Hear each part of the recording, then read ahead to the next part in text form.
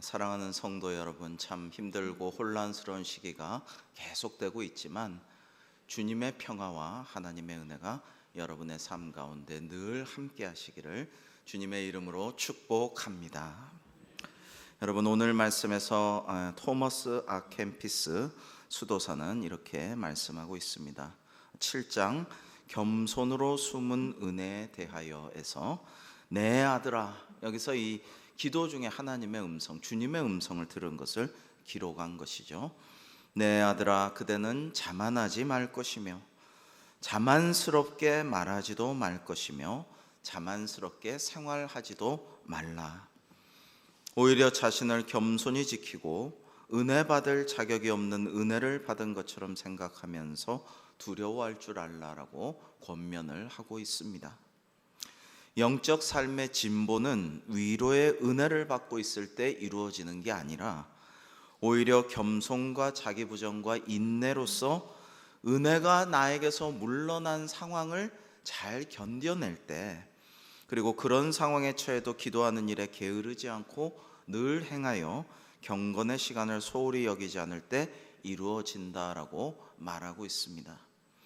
그리고 인간의 삶은 언제나 자기 뜻대로 되지는 않는다라고 말하는데 정말 그렇죠.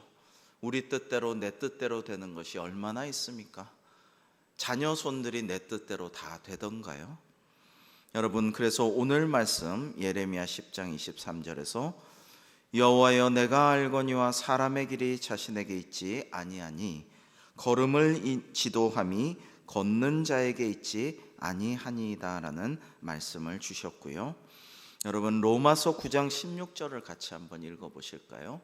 로마서 9장 16절입니다. 시작. 그런즉 원하는 자로 말미암음도 아니요 다른 오직 긍휼히 여기시는 하나님으로 말미암음이니라. 아멘.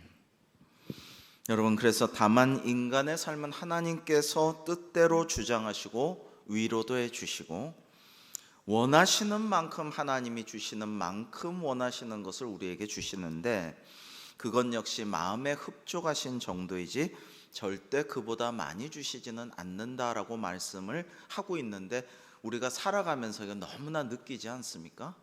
꼭 필요한 거 기도하면요 딱 그만큼 주시잖아요. 그죠? 많이 겪어보셨죠?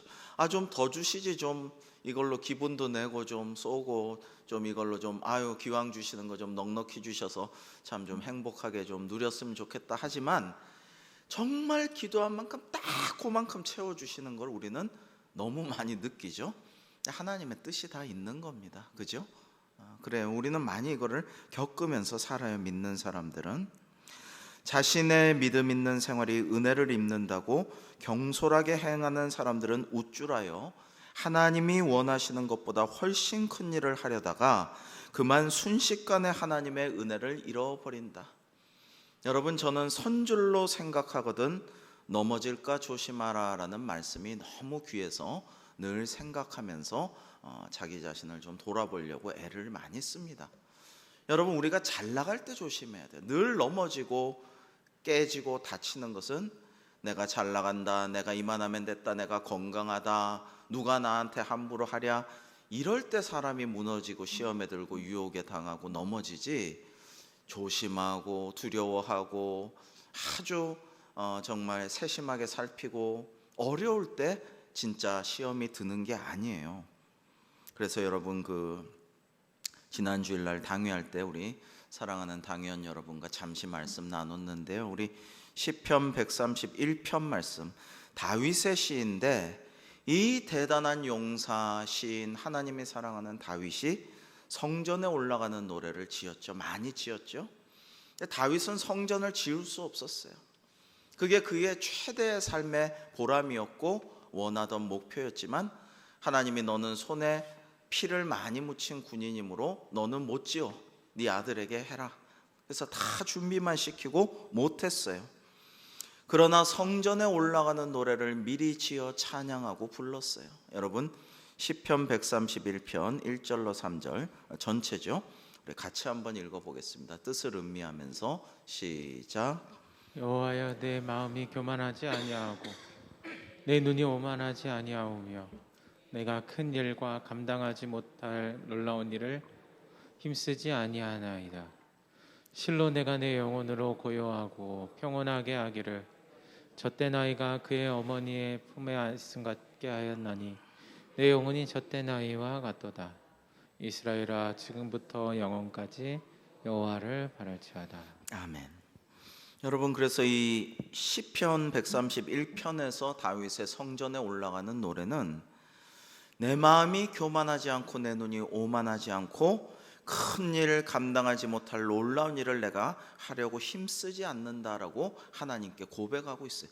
다윗만큼 저 산성 예루살렘을 공략해 정벌하고 주변을 복속시키고 이스라엘을 부강하게 하고 하나님께 영광 돌리고, 다윗만큼 위대한 사람이 구약에 누가 있습니까? 많은?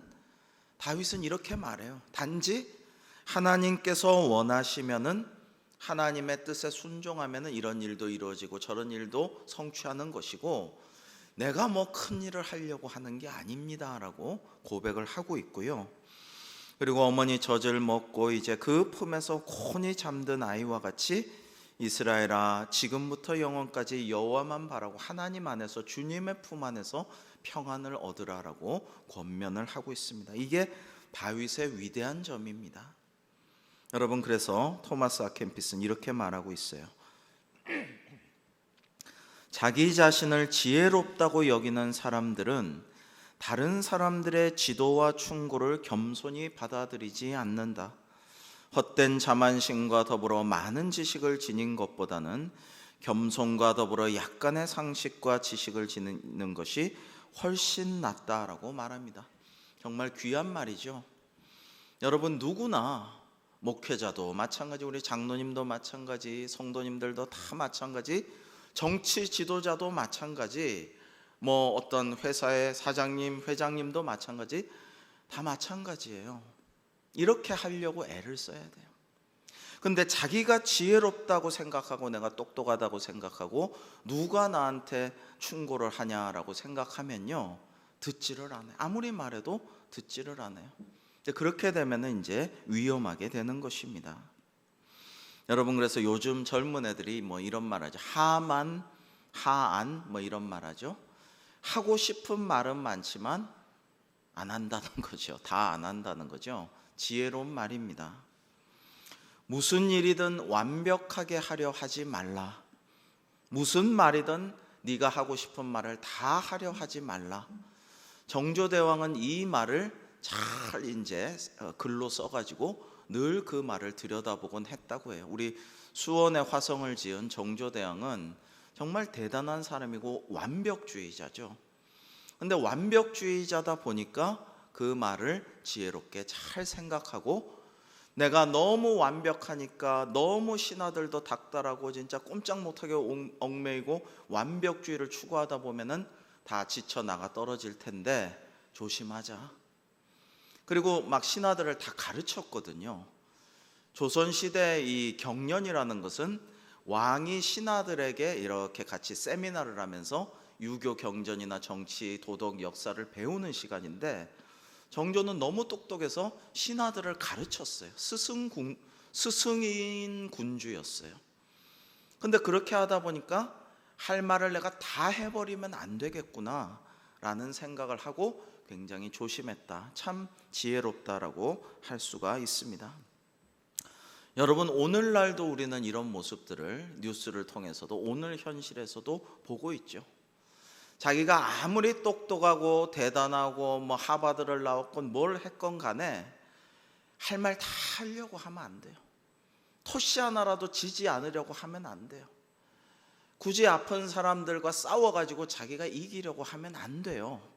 그렇게 하지 말고, 또 어르신들이, 중진들이, 지혜로운 사람들이 사랑의 충고를 하고 지혜로운 말을 하면, 아, 제가 좀 과했네요. 제가 너무 좀 많이 나갔네요. 옳습니다. 맞습니다. 제가 조심하겠습니다. 주의하겠습니다. 이러면은 다 좋아져요. 다 좋아지고 오히려 사람들이 존경하게 되는데, 그냥 끝까지 싸워가지고 이겨먹으려고만 하고 나보다 더 똑똑한 사람이 어디 있느냐, 이러면은 안 된다라는 것을 알 수가 있습니다. 토마스 아 캠피스는 평화로울 때 너무 안일무사하게 사는 자는 전쟁 땐 큰 좌절과 공포에 휩싸이기 쉽다라고 말하는데요. 영적으로도 마찬가지.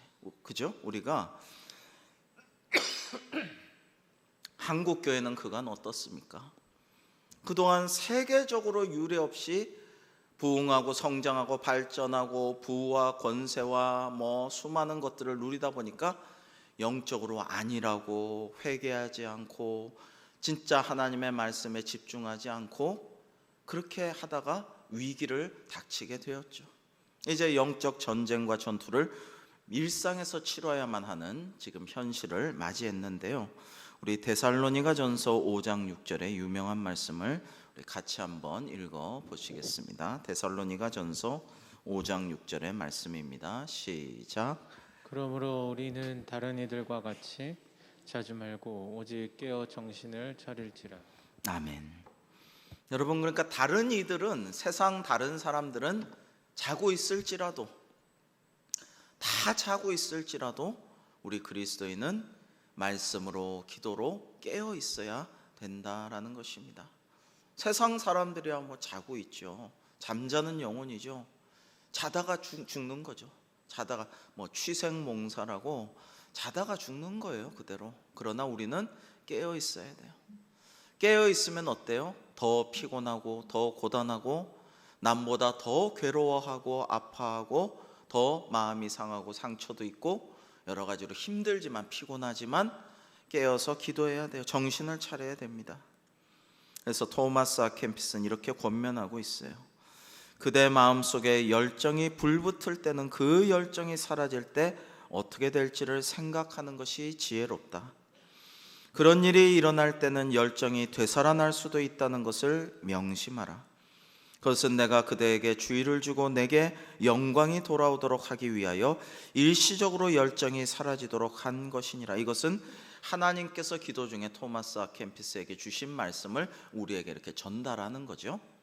그러면서 이제 욥기 7장을 우리가 한번 생각해 보면요, 나중에 욥기 7장을 한번 가만히 읽어 보시면 하나님의 권징과 연단에 대해서 나옵니다. 여러분, 욥이 무슨 죄가 있어요? 욥을 구약에서 떠올리면서 우리 주님을 사순절에 우리가 더 묵상하기가 쉽죠.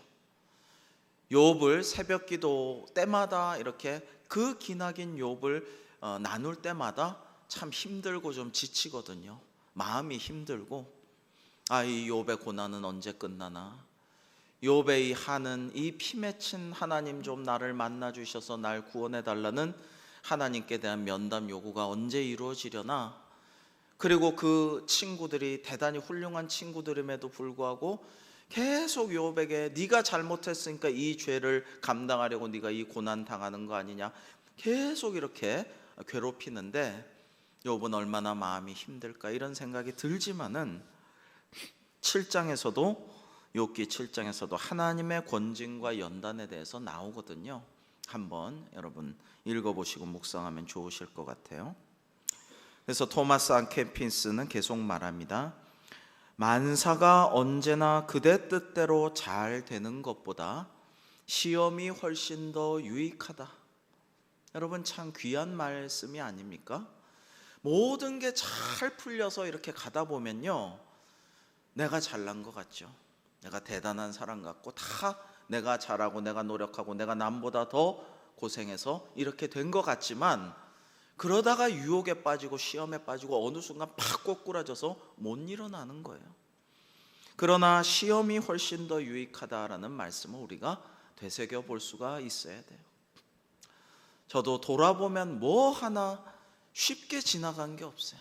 뭐 하나 그냥 너무 힘들고 고생스럽고 참 피곤하고 그렇게 잘 그냥 순탄하게 싹 풀리는 게 아니라 정말 항상 연단과 시련과 분투, 노력과 고생 끝에, 그런데 또 기도가 안 이루어진 게 없어요.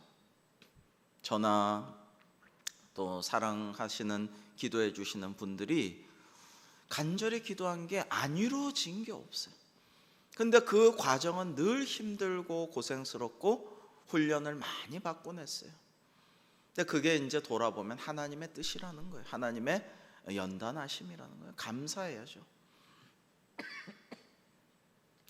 물론 고생할 때는 그 감사하다는 마음이 잘 안 나와요.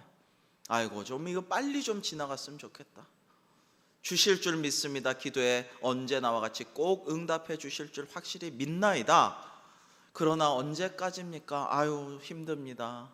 좀 빨리 좀 주시죠라는 마음이 들지만 그럴 때 감사할 줄 아는 사람이 훌륭한 사람이고 위대한 사람이고 하나님 기뻐하시는 사람이죠.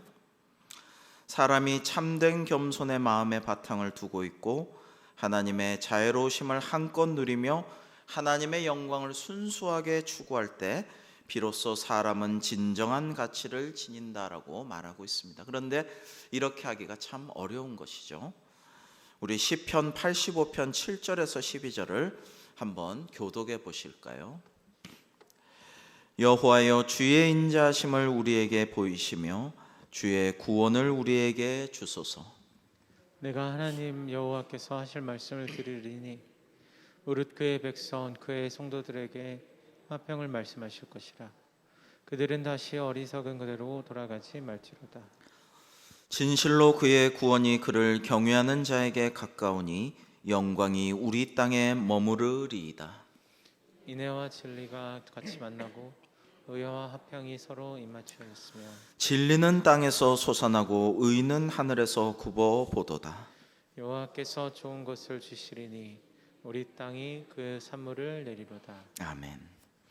여러분 이 시편 85편을 가만히 묵상해 보면 하나님께서 주님의 인자하심을 우리에게 보여주시고 주님의 구원을 우리에게 주옵소서. 너무나도 타당하고 당연히 우리가 해야 할 기도입니다. 내가 하나님의 말씀을 들을 것입니다.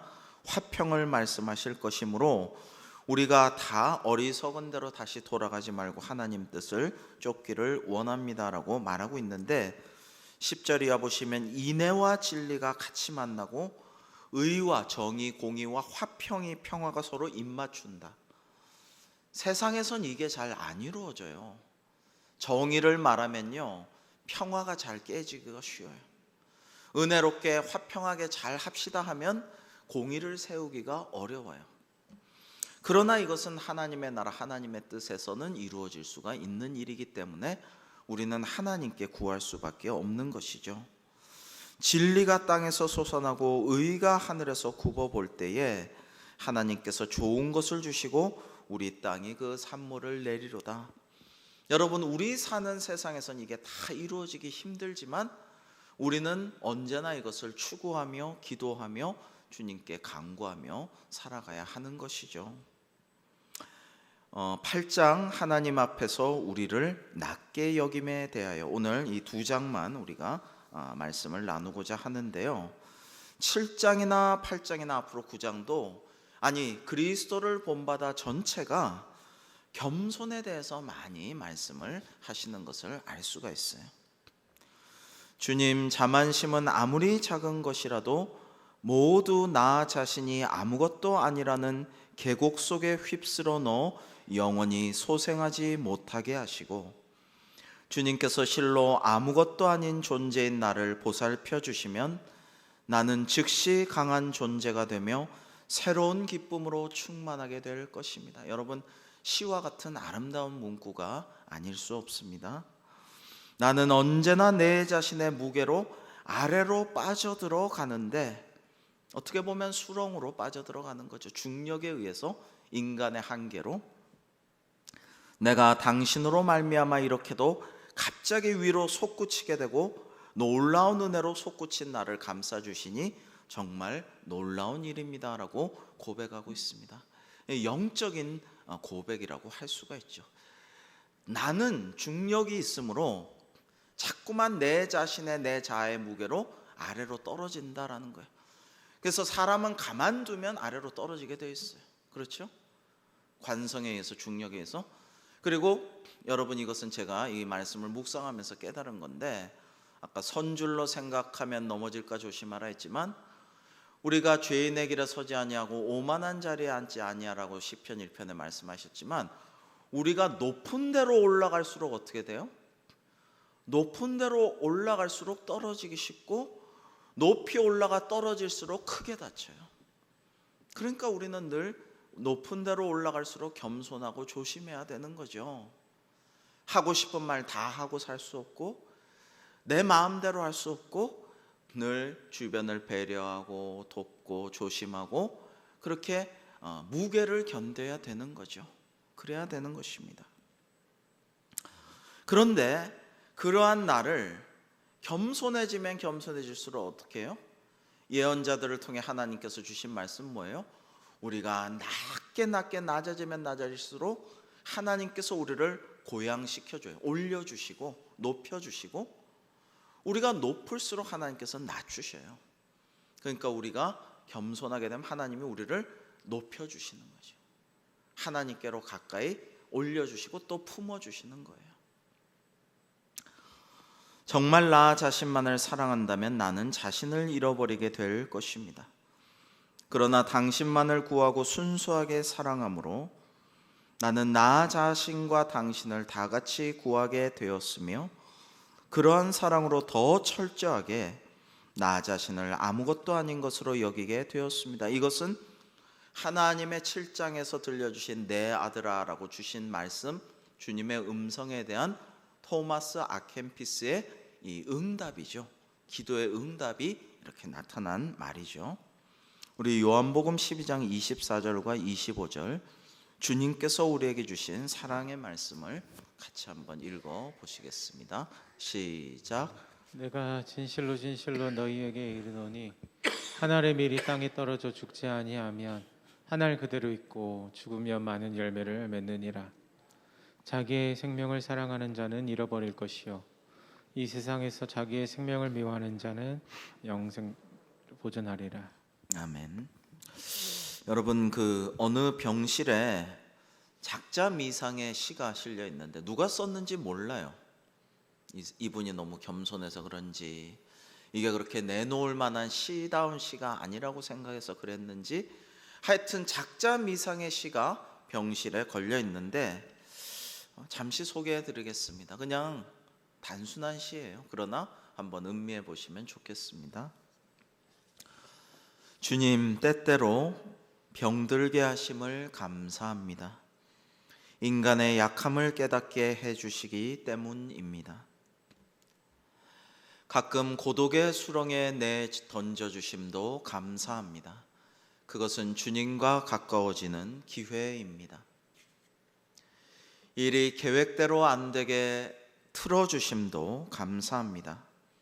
그래서 나의 교만을 반성할 수 있습니다.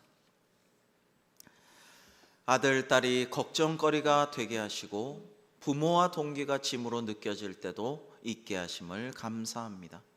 그래서 인간된 보람을 깨닫기 때문입니다. 먹고 사는데 힘겹게 하심을 감사합니다. 눈물로써 빵을 먹는 심정을 이해할 수 있기 때문입니다. 불의와 허위가 득세하는 시대에 태어난 것도 감사합니다. 하나님의 의가 분명히 드러나기 때문입니다.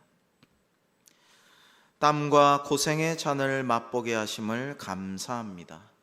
그래서 주님의 사랑을 깨닫기 때문입니다. 주님 감사할 수 있는 마음을 주심을 감사합니다. 여러분 단순한 시지만 많은 의미를 내포하고 있습니다. 여러분 이 욥기의 주제는 신정론이죠. 하나님의 정의가 어디 있느냐?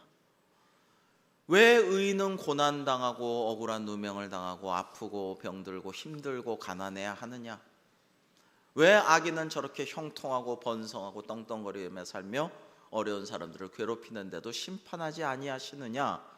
이게 이제 신정론이라고 오래된 아마도 욥기가 성경 전체에서 구약에서도 가장 오래전에 쓰여진 책이라고 볼 수가 있는데 욥은 유대인도 아니죠. 여러분 그런데 이 욥기는 인류 전체 오늘날까지 인간의 의문에 대한 질문이고 또 하나님의 응답인 책이에요. 근데 아까 이 작자미상의 병실에 걸려있는 시를 보면 어느 정도 그렇지 하나님의 뜻은 이런 것이지 우리를 향하신 주님의 뜻이 있고 허락하신 의미가 있지라는 것을 겸손히 깨닫는 데 도움을 줍니다. 병상에서 드리는 이 겸손한 기도에 우리 주님께서 영광을 받으실 것입니다. 그리고 그 환우에게 하늘의 위로와 은혜를 주실 줄로 믿습니다. 헨리 나우에는 감사하는 사람들은 힘들고 비통한 기억 속에서도 기뻐하는 법을 배웁니다 라고 말한 바가 있습니다. 사랑하는 성도 여러분, 오늘 하루 어떤 상황에 처해 있으셨나요? 오늘도 많이 아프고 힘들고 고단하여서 지치셨나요? 그럼에도 불구하고 우리가 가만히 오늘 하루를 돌아보면 감사할 것이 있고 하나님의 은혜를 깨닫게 될 것입니다. 물론 너무 힘들고 너무 아프고 너무 고단하였다면 그렇게 할 새가 없었을 수도 있어요. 그리고 이것은 누군가가 대신 얘기해 줄 수도 없습니다. 너 왜 감사하지 못하냐? 너 왜 찬송하지 못하냐? 이렇게 말할 수 있는 자는 없어요. 그러나 스스로 가만히 오늘 삶을 돌아보고 주님의 말씀 생각해 보고 기도하면 하나님께서 아무리 힘든 중에도 감사한 마음을 주시고 은혜를 베풀어 주시고 기쁨도 주실 줄로 믿습니다. 고난 중에서도 감사를 하나님께 올려보시면 더 큰 감사로 채워주시는 하나님의 신비하고 놀라운 은혜를 우리는 다 경험하게 될 것입니다. 그래서 역대상 29장 13절은 이렇게 고백합니다. 우리 같이 한번 읽어보실까요? 시작. 이제 우리가 주께 감사하오며 주의 영화로운 이름을 찬양하나. 그렇기 때문에 토마스 아 캠피스는 이렇게 말합니다. 하나님께서 주시는 위로 역시 우리 생각과는 다릅니다. 사람에게 하나님의 위로가 임하는 것은 그가 더 강해져서 역경을 견딜 수 있게 하려는 것입니다. 여러분, 그러니까 역경이 오지 않는 건 아니에요. 그리스도인이라고 해서 성도라고 해서 병이 안 오는 게 아니고 가난을 면할 수 있는 게 아니고 무조건 시험에 붙고 다 성공하는 것도 아니고 무조건 부유한 것도 아니고요.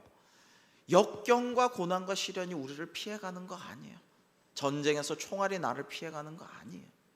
그러나 역경을 능히 이겨낼 수 있는 믿음을 주시고 소망을 주시고 인내를 주시고 하나님께서 그렇게 우리를 붙잡아 주시는 것이 중요한 것입니다. 여러분, 그것을 우리가 기억해야 됩니다.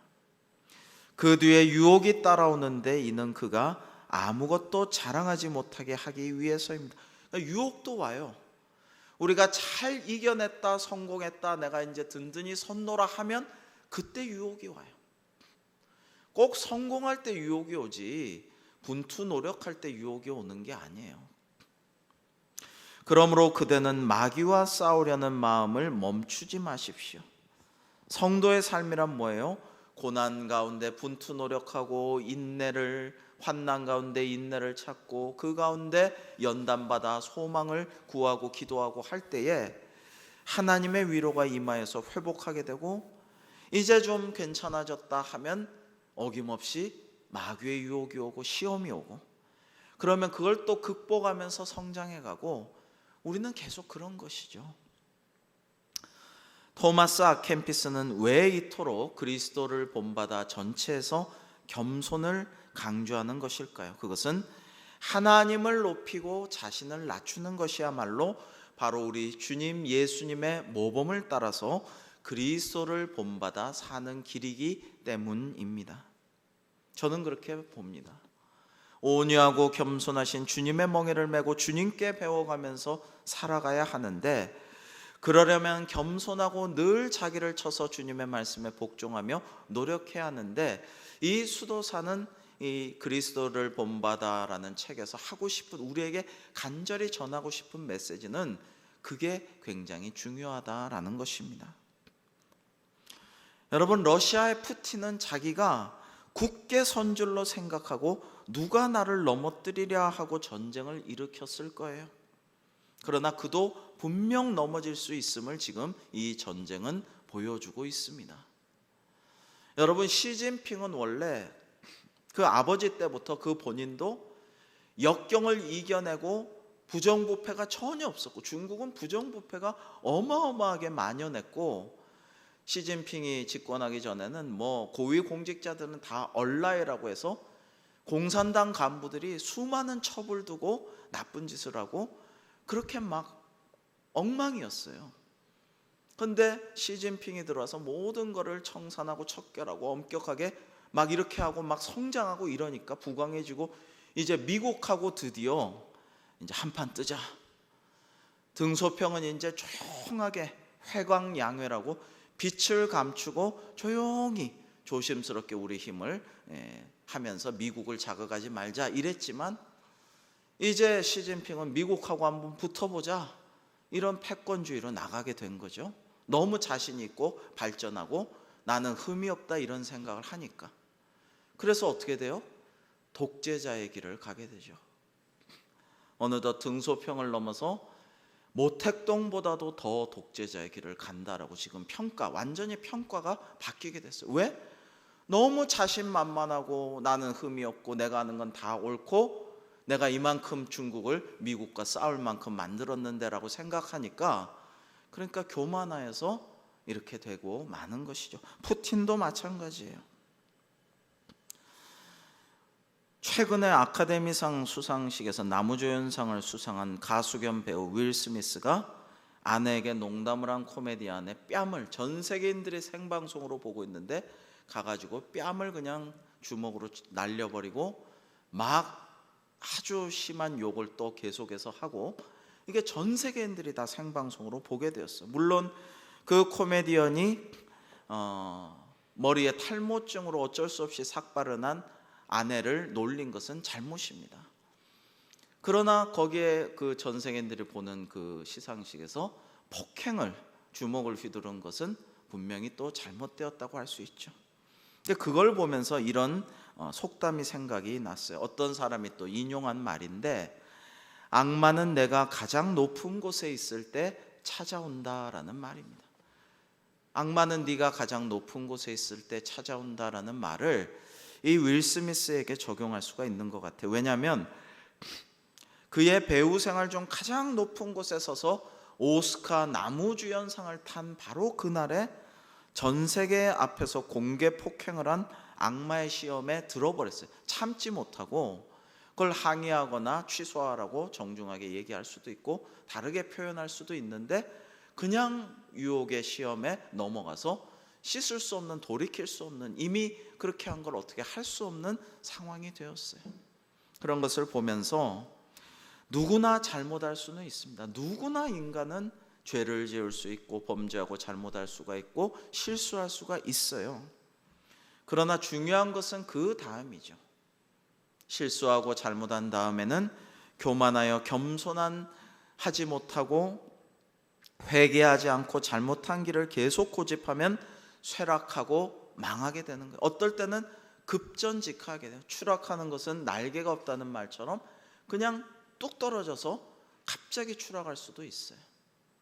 그러나 실수를 인정하고 회개하고 주님 앞에 눈물로 기도하고 용서를 구하고 진정한 모습으로 이렇게 반성하고 참회하고 행동을 바꾸고, 이렇게 하면은 하나님께서 다 용서해 주시는 것입니다.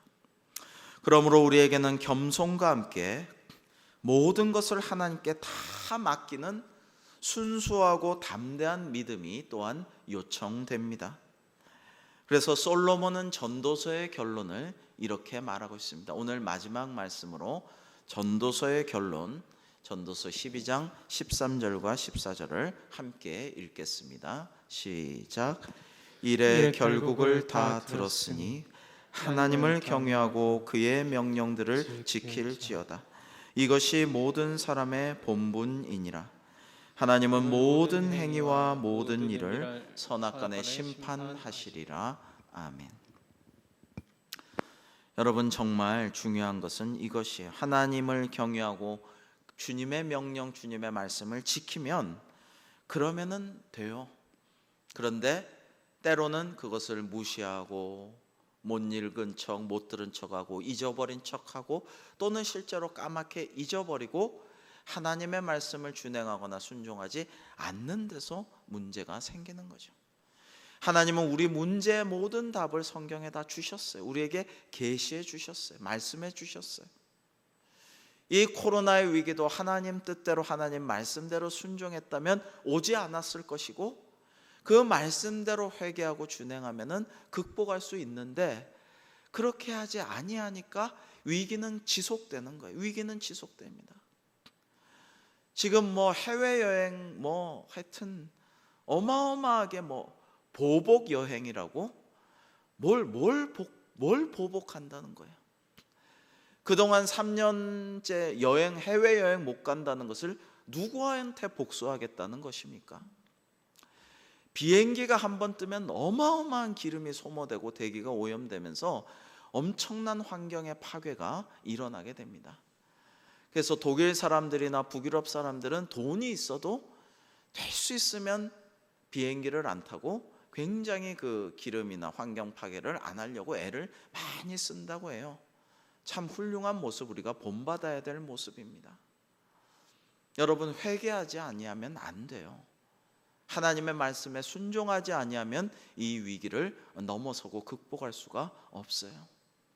이 사순절에 우리에게 하나님께서는 연단과 훈련의 시기를 주셨다라는 것을 우리가 기억하며 하나님의 말씀, 주님의 모습을 묵상하고 기도하여서 하나님께서 우리에게 향하신 그 뜻을 다시 한번 되새기며 이 사순절 기간이 우리에게 참으로 은혜로운 영적인 전화위복의 계기가 되기를 주님의 이름으로 축복합니다. 기도하시겠습니다. 참 좋으신 아버지 하나님, 은혜 감사합니다. 오늘도 우리에게 향하신 하나님의 말씀을 묵상하며 주님의 뜻을 우리가 되새깁니다. 하나님, 오늘 주신 말씀을 기억하며 주님의 말씀에 순종하며 그리스도를 본받아 살아가기를 열심히 소원하고 다짐하고 노력하는 저희들의 일상이 되게 하여 주시옵소서. 예수님의 이름으로 기도하옵나이다. 아멘.